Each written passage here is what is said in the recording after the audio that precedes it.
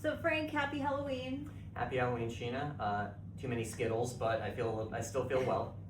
Hope you get over your candy hangover soon. So the market continues to have demand, and we're continuing to see more and more tenants in the market. It does seem, I was just reading your monthly snapshot, and there definitely is a gap between sort of the availability in Midtown versus downtown. You picked up on that. Yes, so with the downtown market, it's about a 17.5% availability rate. With Midtown, it's about 13%.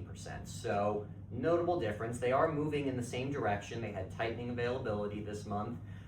With the downtown market, yes, there were some sizable deals that closed that helped. You had Stripe with the expansion at 28 Liberty. You had BGC with the renewal expansion at 55 Water. Scale AI at the Trade Center. But in the Midtown market, it's, I would say, more so being driven by the uptick in demand. Downtown, it's really a mix of the demand, blocks of space withdrawn from the market, like we saw this month at 17 Battery, Right. or conversions. Those are really kind of helping to fill in the gap, because downtown demand, even though relatively healthy this month, overall has not yet returned back to pre-pandemic levels. So Right. the 30 Broad Street block that came off really sort of helped bring down overall availability. But downtown, lowest availability since early 21. Midtown, lowest availability since summer 2020. So not too shabby. Right.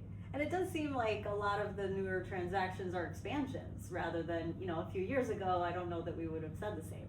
100% agreed. So with the previously mentioned deals downtown, a good number of those were expansions. You also had 6th Street with the relocation over to the Pfizer sublease at 66 Hudson Boulevard. That was actually a net expansion of their overall footprint. And you mentioned conversions. I mean, just going back to that, perception feels that the conversions have slowed, but it does also seem that maybe some of the larger conversions have already sort of been announced. So what is the state of the conversions and even the new rezoning that was passed? Yes, absolutely. So we've actually had net over the last 5 years, more than 9 million square feet of available space that's come off the market for planned conversions. That's certainly continued into 2025. You had 30 Broad Street, obviously that was the previously mentioned building, but it's not yet, or is not on the same scale as what we saw in 2024, and that's really just because you had these massive blocks of space that came off in million plus square foot buildings, like 5 Times Square last year. So it wasn't really not something that was able to be or hard to repeat. You even had 1 or 2 cases of buildings that we heard were likely going to be converted a year or 2 ago, and since changed path, Right.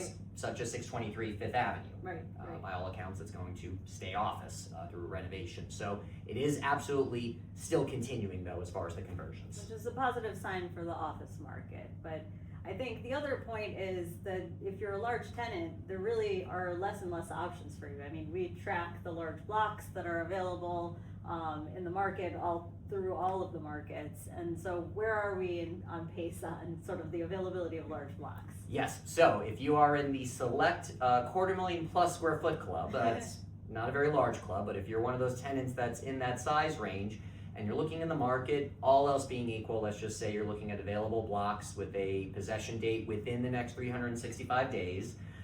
Pre-pandemic, you had just over a dozen options. During the height of the post-pandemic period, you had nearly 40 options. Now you're down to about 2 dozen, and Wow. more and more of those are the non-Class A options. Right. So what are some of the alternatives? Not all of the alternatives, but some of the alternatives. Waiting for the large blocks that are scheduled to come back on the market due to tenant relocations, such as Deloitte when they eventually relocate 30 Rock, Right. Class A building. And then the other options are the new construction. So that's 343 Madison. These are just a few examples. 343 Madison, 575th, 350 Park. But more and more of those new construction buildings, before they even come online, are being, if not officially, unofficially spoken for. Right. Well, it'll be an interesting sort of end to the year and next few years with some of these new constraints.